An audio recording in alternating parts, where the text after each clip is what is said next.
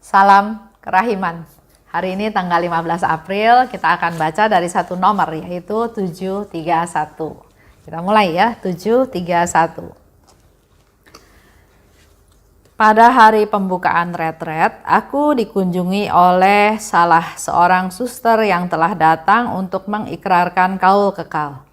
Ia mencurahkan isi hatinya kepadaku bahwa ia tidak percaya akan Allah dan berkecil hati saat menghadapi hal-hal sepele sekalipun. Aku menjawab kepadanya, "Baik sekali bahwa engkau mengatakan hal ini kepadaku, suster. Aku akan mendoakan engkau." Dan aku berbicara singkat kepadanya mengenai betapa hati Tuhan Yesus sangat terluka karena ketidakpercayaan, khususnya ketidakpercayaan dari pihak jiwa yang terpilih. Ia mengatakan kepadaku bahwa mulai dengan kaul kekalnya, ia akan mengamalkan pengharapan. Kini aku tahu bahwa bahkan jiwa yang sudah dipilih dan sudah sangat maju dalam hidup membiara atau hidup rohani tidak memiliki keberanian untuk mempercayakan diri sepenuhnya kepada Allah.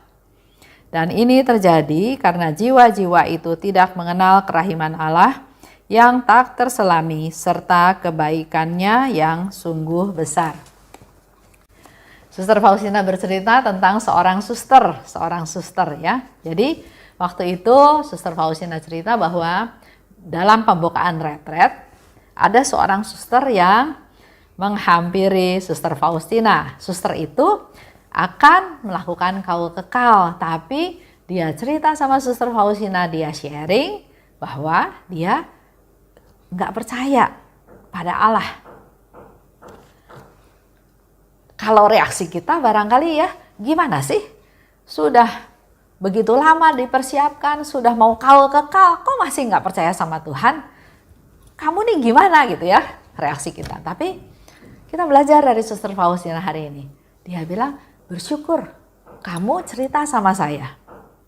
Karena saya akan berdoa untuk engkau. Jadi dalam hal ini tidak ada penghakiman sama sekali. Enggak merendahkan, enggak mengecilkan, enggak menuduh, enggak menilai. Tapi Suster Faustina katakan, syukur kamu cerita sama saya sehingga nanti saya bisa berdoa buat kamu. Tapi memang Suster Faustina memberikan informasi kepada suster tersebut bahwa kalau dia tidak percaya pada Tuhan, dia melukai hati Yesus. Apalagi jiwa-jiwa yang sudah dipilih secara khusus oleh Tuhan. Dipilih, dipersetiapkan sedemikian rupa bahkan sampai akhirnya sampai ke kaul kekal. Tapi dia masih nggak percaya. Itu sangat menyakiti hati Yesus. Dan dari situ Suster Faustina juga mendapat satu pencerahan ya, bahwa orang yang sudah dipilih sudah melewati banyak persiapan ya, bertahun-tahun untuk sampai ke kaul kekal, tapi nggak berani mempercayakan diri pada Allah, nggak berani mengandalkan Tuhan, nggak percaya. Inilah yang menjadi keprihatinan dia juga, keprihatinan kita semua. Banyak orang yang nggak percaya pada Tuhan. Mereka nggak percaya pada Tuhan karena mereka nggak kenal sama kerahimannya Tuhan. Mereka nggak kenal sama kebaikannya Tuhan. Oleh sebab itu, inilah saatnya juga buat kita untuk mewartakan, menceritakan kebaikannya Tuhan, kerahimannya Tuhan. Nggak ada dosa yang nggak bisa diampuni. Jangan kita yang secara langsung atau tidak langsung malah menghakimi mereka. Ini yang menjadi renungan buat kita semua. Sangat memprihatinkan memang ya. Jiwa sudah dipilih, sudah melewati sekian proses sekian lama. Sama seperti kita juga dalam kehidupan kita sehari-hari juga banyak dengar cerita ya. Seorang calon imam, frater, dia sudah sekolah sampai tahun ke-10. Karena ada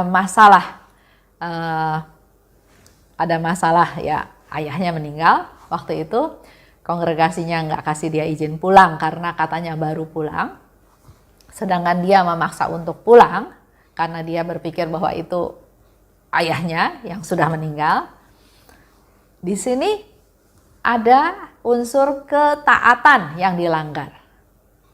Dia akhirnya enggak melanjutkan, dia enggak jadi pastor.